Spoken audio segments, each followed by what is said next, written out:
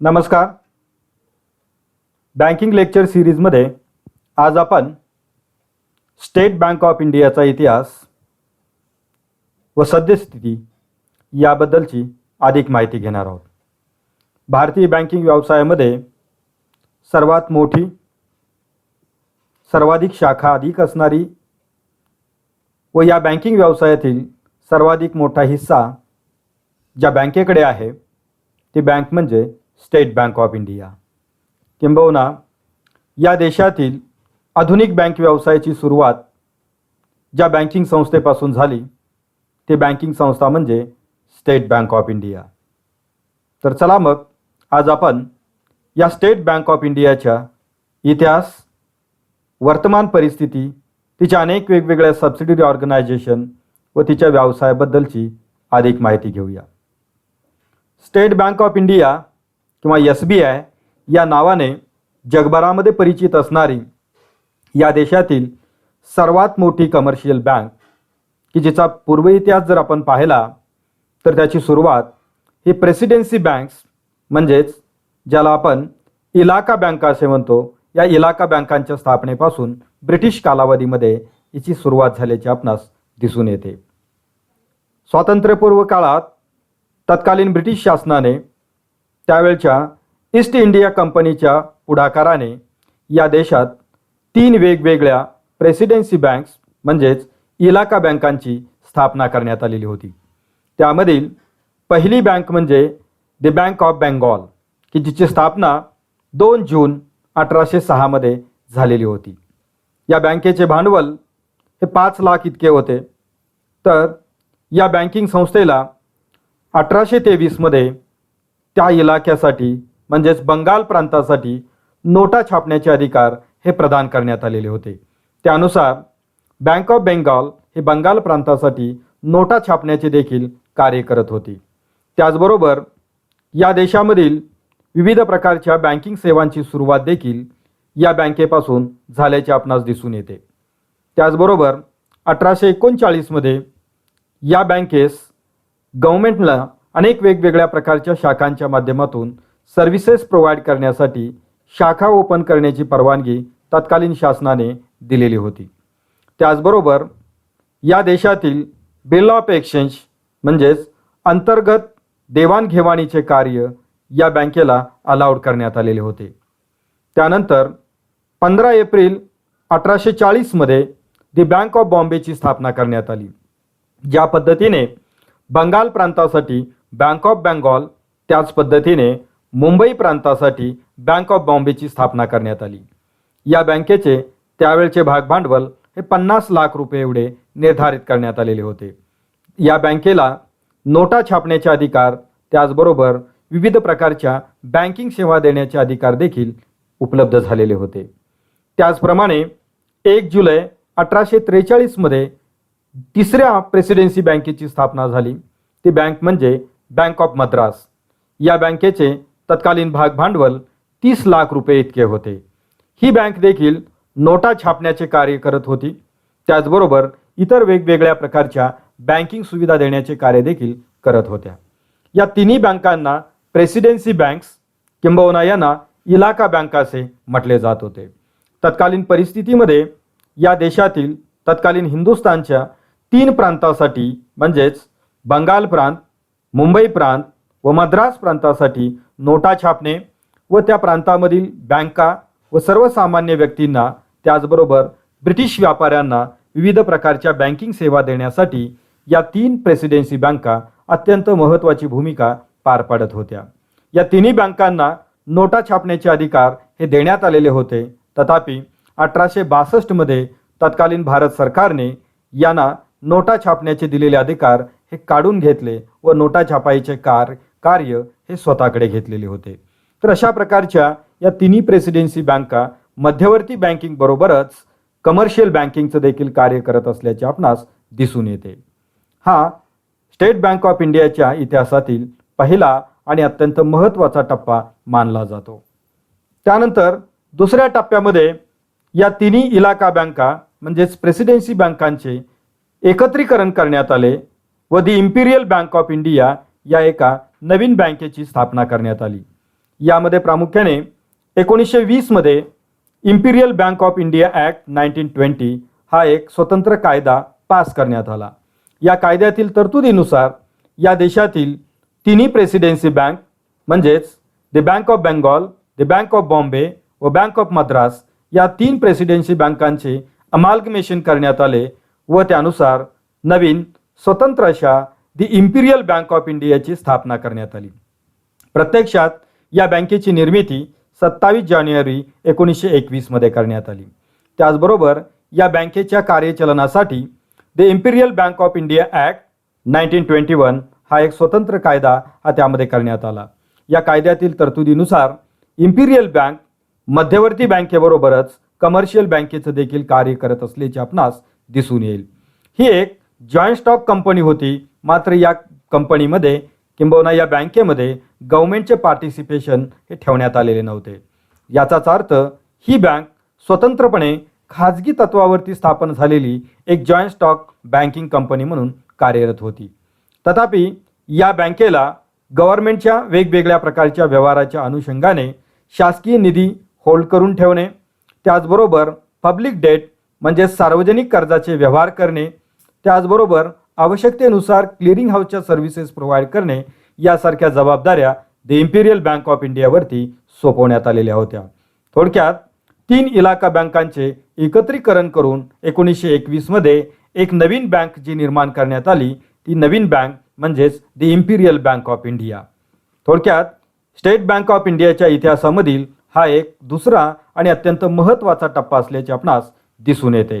पहिल्या टप्प्यामध्ये 3 प्रेसिडेन्सी बँका, दुसऱ्या टप्प्यामध्ये 3 प्रेसिडेन्सी बँकांचे एकत्रीकरण करून द इम्पिरियल बँक ऑफ इंडियाची निर्मिती करण्यात आलेली होती. तिसऱ्या टप्प्यामध्ये विशेषतः 1955 मध्ये स्टेट बँक ऑफ इंडिया या नावाने ही बँक सुरू झाल्याचे आपणास दिसून येते. म्हणजेच 1806 पासून 1955 पर्यंत जर आपण इतिहास पाहिला तर यामध्ये स्टेट बँक ऑफ इंडियाच्या इतिहासामध्ये अनेक वेगवेगळ्या प्रकारची आवर्तने व परिवर्तने आपणास पाहाव्यास मिळतात. तत्कालीन परिस्थितीमध्ये रुरल क्रेडिट सर्वे कमिटीने एक अशी शिफारस केली की भारतामध्ये एक स्वतंत्र भारत सरकारच्या मालकीची ही बँक त्या ठिकाणी कमर्शियल बँकिंग बेसिसवरती एक स्वतंत्र बँक स्थापन करण्याची आवश्यकता या रुरल क्रेडिट सर्वे कमिटीने शिफारस केलेली होती. या शिफारशीच्या अनुषंगाने देशातील सगळ्यात मोठी बँक म्हणजेच the imperial bank of India या बँकेचे राष्ट्रीयकरण करण्याबाबतचा निर्णय तत्कालीन हिंदुस्थानच्या सरकारने हा घेतला व त्यानुसार the imperial bank of India या बँकेचे राष्ट्रीयकरण करण्याबाबतचा अध्यादेश हा 1955 मध्ये हा काढण्यात आला. त्यानुसार 30 एप्रिल 1955 मध्ये द इम्पिरियल बँक ऑफ इंडियाचे नामकरण स्टेट बँक ऑफ इंडिया असे करण्यात आले व त्यानंतर स्टेट बँक ऑफ इंडियाच्या कार्यचलनासाठी व व्यवस्थापनासाठी the state bank of India act 1955 हा एक स्वतंत्र कायदा त्या ठिकाणी तयार करण्यात आला व तो कायदा 1 जुलै 1955 पासून प्रत्यक्ष अंमलबजावणीसाठी सुरू करण्यात आला. त्यानुसार या देशातील आज जी आपण स्टेट बँक ऑफ इंडिया पाहत आहोत की ती स्टेट बँक ऑफ इंडिया या नावाने सर्व जगासमोर आल्याचे आपणास दिसून येते. तत्पूर्वी या बँकेचे नाव the imperial bank of India व 3 वेगवेगळ्या प्रकारच्या प्रेसिडेन्सी बँकांच्या स्वरूपात या देशामध्ये विविध प्रकारच्या सेवा देणाऱ्या बँकांच्या स्वरूपात ही बँक आपण पाहिलेली आहे. सन 1955 मध्ये या बँकेकडे 840 शाखा संपूर्ण देशभरामध्ये विविध प्रकारच्या प्रदेशात व राज्यात सेवा देत असल्याचे आपणास दिसून येते. म्हणजेच आताची स्टेट बँक ऑफ इंडिया हे नाव किंवा ही बँकिंग सिस्टम 1955 मध्ये ही खऱ्या नव्या रूपामध्ये सुरू झाली व ती भारत सरकारच्या मालकीची बँक म्हणून कार्य करू लागल्याचे आपणास पाहाव्यास मिळते. हा स्टेट बँक ऑफ इंडियाच्या इतिहासातील तिसरा आणि एक महत्त्वाचा टप्पा मानला जातो. चौथ्या टप्प्यामध्ये या स्टेट बँक ऑफ इंडियाच्या सहाय्यक बँका म्हणजेच SBI असोसिएट बँका कनेक्ट करण्याच्या बाबतचा एक स्वतंत्र कायदा त्या ठिकाणी पास करण्यात आला, ज्यामध्ये या कायद्यास state bank of India subsidiary bank act 1959 असे म्हटले जाते. सप्टेंबर 1959 मध्ये हा स्वतंत्र कायदा करण्यात आला व कायद्यातील तरतुदीनुसार स्टेट बँकेच्या विविध प्रकारच्या असोसिएट बँक या मुख्य स्टेट बँक ऑफ इंडियाला जोडण्यात आल्या व त्याला state bank of India group किंवा SBI असोसिएट बँक्स असे म्हटले जात होते. यामध्ये प्रामुख्याने 1943 मध्ये स्थापन झालेली दी स्टेट बँक ऑफ जयपूर, 1944 मध्ये स्थापन झालेली स्टेट बँक ऑफ बिकानेर या दोन बँका, त्याचबरोबर इतर विविध प्रकारच्या असोसिएट बँकांचा समावेश होतो. वस्तुतः स्टेट बँक ऑफ जयपूर व स्टेट बँक ऑफ बिकानेर या स्वतंत्र बँका म्हणून स्थापन झालेल्या होत्या. मात्र 1963 मध्ये या दोन्ही बँकांचे एकत्रीकरण करून state bank of Bikaner and Jaipur अशा एकत्र बँकेची निर्मिती करण्यात आली. त्याचबरोबर the state bank of Indore ही एक बँक की जिची स्थापना 1920 मध्ये करण्यात आलेली होती. इंदोर प्रांतातील महाराज तुकोजीराव होळकर तिसरे यांनी या बँकेची स्थापना केलेली होती. ही देखील बँक स्टेट बँक ऑफ इंडियाची असोसिएट बँक म्हणून जोडण्यात आलेली आहे.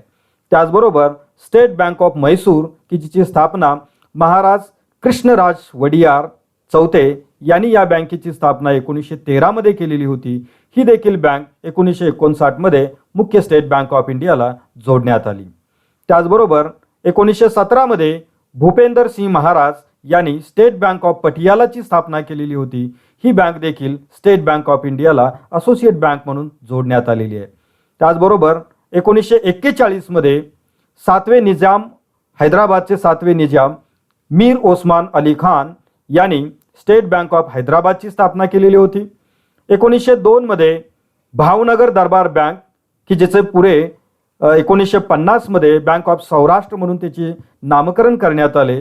त्याचबरोबर त्रावणकोर प्रांताचे दिवाण CP रामस्वामी अय्यर यांनी 1945 मध्ये स्थापन केलेली स्टेट बँक ऑफ त्रावणकोर अशा एकूण 8 बँकांचे संलग्नीकरण स्टेट बँक ऑफ इंडियाशी करण्यात आले व त्यानुसार 1959 मध्ये स्टेट बँक ऑफ इंडियाचा असोसिएट बँकांचा एक ग्रुप तयार झाला की जो अनेक काळ SBI ग्रुप ऑफ कंपनीज किंवा SBI ग्रुप ऑफ बँक्स या नावाने देखील ओळखल्या जात होत्या. तर SBIच्या हिस्ट्रीमधील हा एक चौथा एक महत्त्वाचा टप्पा त्या ठिकाणी आपणास मानता येईल. त्यानंतर 5व्या टप्प्यामध्ये पुन्हा या कनेक्ट केलेल्या बँका की या वेगवेगळ्या असोसिएट बँक जे आहेत त्या मूळ स्टेट बँक ऑफ इंडियामध्ये विलीन करण्याची प्रक्रिया ही सुरू झाल्याची आपणास दिसून येते. विशेषतः ऑगस्ट 2008 पासून या विलिनीकरणाची प्रक्रिया भारतामध्ये सुरू करण्यात आली. सर्वप्रथम 13 ऑगस्ट 2008 मध्ये दी state bank of Saurashtra he bank मूळ स्टेट बँक ऑफ इंडियामध्ये विलीन करण्यात आली. त्यानंतर 26 ऑगस्ट 2010 मध्ये स्टेट बँक ऑफ इंदोर विलीन करण्यात आली व त्यानंतरच्या काळात 1 एप्रिल 2017 मध्ये state bank of Bikaner and Jaipur, state bank of Mysore, state bank of Patiala, state bank of Hyderabad व स्टेट बँक ऑफ त्रावणकोर या SBIशी असोसिएट असणाऱ्या बँका देखील मूळ स्टेट बँक ऑफ इंडियामध्ये मर्ज करण्यात आल्या, त्या विलीन करण्यात आल्या. त्याचबरोबर दरम्यानच्या कालावधीमध्ये सन 2013 मध्ये भारत सरकारने इंदिरा गांधी यांच्या जयंतीचे औचित्य साधून भारतीय महिला बँकेची स्थापना करण्यात आलेली होती. ही बँक देखील 1 एप्रिल 2017 मध्ये मूळ स्टेट बँक ऑफ इंडियामध्ये विलीन करण्यात आली. म्हणजेच की ज्या SBIच्या असोसिएट बँक्स होत्या त्यांचे सर्वांचे अस्तित्व संपुष्टात आणून स्टेट बँक ऑफ इंडिया ही एकमेव बँक त्या ठिकाणी निर्माण करण्यात आली व 2017 पासून स्टेट बँक ऑफ इंडिया म्हणून ही कार्यरत असल्याचे आपणास दिसून येईल. SBIच्या इतिहासातील हा 5वा टप्पा देखील अत्यंत महत्त्वाचा टप्पा किंबहुना तिच्या हिस्ट्रीमधील एक माइलस्टोन म्हणून याची ओळख या बँकिंगच्या हिस्ट्रीमध्ये किंबहुना या देशातील संपूर्ण बँकिंग हिस्ट्रीमध्ये हा एक महत्त्वाचा माइलस्टोन म्हणून मानला जातो आहे. या बँकेची सद्यस्थिती जर आज आपण पाहिली तर या ठिकाणी आपल्याला एक वेगळ्या प्रकारची या देशातली एक लीडरशिप करणारी बँकिंग संस्था म्हणून या बँकेची ओळख आज निर्माण झालेली आहे. किंबहुना जगभरातील अनेक देशामध्ये या बँकेने आपल्या शाखा, सबसिडियरी ऑर्गनायझेशन त्याचबरोबर जॉईंट व्हेंचरच्या माध्यमातून आपल्या व्यवसायाचा विस्तार केल्याचे आपणास दिसून येते. सध्या स्टेट बँक ऑफ इंडियाच्या एकूण भांडवलामधील शेअर होल्डिंग पॅटर्न जर आपण त्या ठिकाणी पाहिला तर स्टेट बँक ऑफ इंडियाच्या एकूण भांडवलामधील 54.23% भांडवल हे भारत सरकारच्या मालकीचे, त्याचबरोबर 18.17% भांडवल हे त्या ठिकाणी foreign institutional investors, global depository receipts, overseas citizen of India, non residential Indians यांनी धारण केलेले आहे. त्याचबरोबर 10% भांडवल हे या देशातील बँका व इन्शुरन्स कंपन्यांनी धारण केलेले आहे. त्याचबरोबर 8.29% भांडवल हे या देशातील म्युच्युअल फंड कंपन्या त्याचबरोबर भारत सरकारच्या मालकीची युनिट ट्रस्ट ऑफ इंडिया या संस्थेने धारण केलेले आहे व उर्वरित 9.31% भांडवल हे इतर सर्वसामान्य गुंतवणूकदारांनी धारण केलेले आपणास दिसून येते। त्याबरोबर मार्च 2019 अखेर या बँकेच्या संपूर्ण देशभरामध्ये 22,010 इतक्या शाखा कार्यरत आहेत। त्याचबरोबर परदेशामध्ये 208 ऑफिसेस हे कार्यरत असून जगभरातल्या 34 देशामध्ये या बँकेचा रीच असल्याचे आपणास त्या ठिकाणी दिसून येईल। या बँकिंग संस्थेने ऑटोमेटेड टेलर मशीन्स असतील, कॅश डिपॉझिट मशीन्स असतील म्हणजेच ATM व CDMच्या स्वरूपात 58,415 ATMs देशभरामध्ये सुरू केलेले आहेत। त्याचबरोबर ग्रामीण भागातील जनतेला बँकिंग सेवा देण्याकरिता बँक करस्पॉन्डंट मॉडेलच्या माध्यमातून 57,467 ठिकाणी बँक करस्पॉन्डंटची नेमणूक केलेली असून त्यांच्या माध्यमातून आवश्यक असणाऱ्या बँकिंग सेवा या दिल्या जात आहेत। या बँकेचा टोटल कस्टमर वर्ग जर आपण पाहिला तर या देशातील 130 कोटी लोकसंख्येपैकी 43.51% लोकसंख्या जर या ठिकाणी बँकेशी कनेक्ट आहे असं म्हटलं तरी वावगं ठरणार नाही, कारण या बँकेची एकूण कस्टमर बेस जो आहे तो 43.51 कोटी इतका त्या ठिकाणी असल्याचे आपणास दिसून येते। देशभरातील सर्व बँकिंग संस्थांनी संकलित केलेल्या एकूण डिपॉझिटमधील 22.38% डिपॉझिट एकट्या स्टेट बँक ऑफ इंडियाकडे असल्याचे आपणास दिसून येईल। तर एकूण कर्ज पुरवठ्यामध्ये या देशातील सर्व बँकांच्या कर्ज पुरवठ्याचा विचार करता 20.9% कर्ज पुरवठा हा एकटा स्टेट बँक ऑफ इंडियाने केल्याचे आपणास दिसून येईल। या बँकेचा ऑपरेटिंग प्रॉफिट हा 55,436 कोटी रुपयाचा राहिलेला आहे, तर नेट प्रॉफिट हा त्या ठिकाणी 862.23 कोटी रुपयाचा असल्याचे आपणास दिसून येईल। या सर्व वित्तीय पॅरामीटर बरोबरच या देशातील थेट रोजगार निर्मितीच्या कार्यक्रमामध्ये देखील स्टेट बँक ऑफ इंडियाचे योगदान हे मोठे असल्याचे आपणास दिसून येते। या बँकिंग संस्थेमध्ये आज कार्यरत असणाऱ्या सर्व कर्मचाऱ्यांची संख्या जर आपण पाहिली तर ती त्या ठिकाणी 2,57,252 इतकी आहे। त्यामध्ये ऑफिसर्स, क्लर्क्स, त्याचबरोबर सबऑर्डिनेट स्टाफ अशा वेगवेगळ्या प्रकारच्या स्टाफचा समावेश असून यामध्ये सामाजिक समावेशन किंवा ज्याला आपण सोशल इन्क्लुजन म्हणू की अशा प्रकारच्या इन्क्लुजनच्या दृष्टीने जर आपण त्या ठिकाणी विचार केला तर या स्टेट बँक ऑफ इंडियाच्या 2,57,000 कर्मचाऱ्यांच्या मधील 47,549 कर्मचारी हे शेड्युल्ड कास्टमधील आहेत। त्याचबरोबर 20,302 कर्मचारी हे त्या ठिकाणी शेड्युल्ड ट्राईबमधील असून 56,041 एम्प्लॉई हे ओबीसी कॅटेगरीमधील आहेत। तर त्या ठिकाणी 4,379 एम्प्लॉई हे फिजिकली डिसेबल्ड पर्सन्स या कॅटेगरीमध्ये येणारे कर्मचारी आहेत। म्हणजेच या देशातील विविध स्तरातील विविध घटकांना रोजगाराची थेट संधी देण्याचे देखील खूप मोठे कार्य या स्टेट बँक ऑफ इंडियाच्या माध्यमातून केले जात आहे। या थेट रोजगार संधी बरोबरच या देशातील विविध प्रकारच्या भारत सरकारचे असतील, राज्य सरकारचे असतील, लोकल गव्हर्नमेंटच्या योजना असतील की या योजनांच्या माध्यमातून रोजगार व स्वयंरोजगाराच्या प्रकल्पाकरिता कर्ज पुरवठा करणे, भांडवल पुरवठा करणे या माध्यमातून देखील खूप मोठ्या प्रमाणात रोजगाराच्या संधी निर्माण करण्यासाठी या बँकेचे योगदान हे अनन्यसाधारण असल्याचे आपणास दिसून येईल। ज्याची या संपूर्ण बँकेचा परफॉर्मन्स जर आपण पाहिला तर जगातील काही मोजक्या बँकांचा विचार करता स्टेट बँक ऑफ इंडिया ही एक बँकिंग सेक्टरमधली लीडरशिप करणारी बँक असल्याचे देखील आपणास दिसून येईल। या वित्तीय पॅरामीटर बरोबरच या स्टेट बँक ऑफ इंडियाच्या विविध प्रकारच्या सबसिडरी ऑर्गनायझेशन्स, जॉईंट व्हेंचर्स, त्याचबरोबर विविध प्रकारचे प्रोजेक्ट जर आपण त्या ठिकाणी पाहिले तर स्टेट बँक ऑफ इंडियाने विविध प्रकारच्या नॉन बँकिंग सबसिडरी स्थापन केलेल्या आहेत की ज्यामध्ये SBI capital market limited, SBI discount and finance house of India limited, SBI mutual fund trustee company, SBI global factors limited, SBI pension fund private limited, SBI housing finance, SBI infra management solution private limited या 7 वेगवेगळ्या non banking सबसिडरींचा समावेश होतो।